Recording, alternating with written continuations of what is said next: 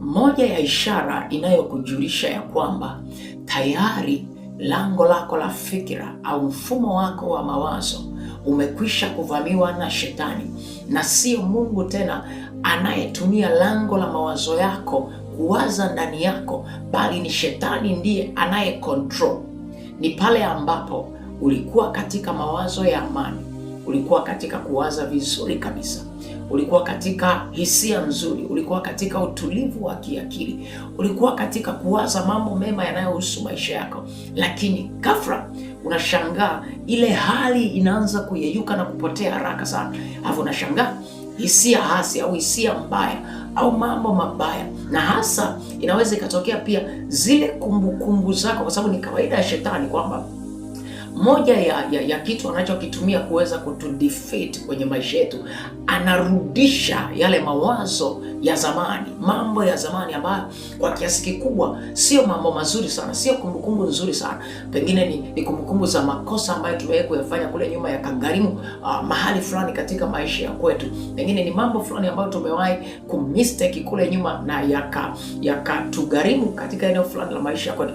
Hivyo ndivyo vitu ambavyo vinaanza kufunction ndani yako. Nataka nikwambie, ukisha kugundua hicho kitu na ukiona hicho kitu kimeamka ndani yako, moja kwa moja hiyo inakuthibitisha kwamba huyo ni Shetani amevamia lango lako la fikira, na unahitajika kushituka haraka sana, na ikiwezekana kemea haya mawazo na mkemea adui ili aweze kuachia mfumo wako wa kimawazo. Kwa sababu kama angekuwa ni Mungu anayeendelea kuwaza ndani yako, bado mawazo mazuri yangeendelea kurotate ndani yako, hisia nzuri, ungekuwa katika ule utulivu wa akili. Kwa sababu Biblia inatuambia kwamba Mungu anasema ya kwamba maana nayajua mawazo ninayowawazia ninyi ni mawazo ya amani.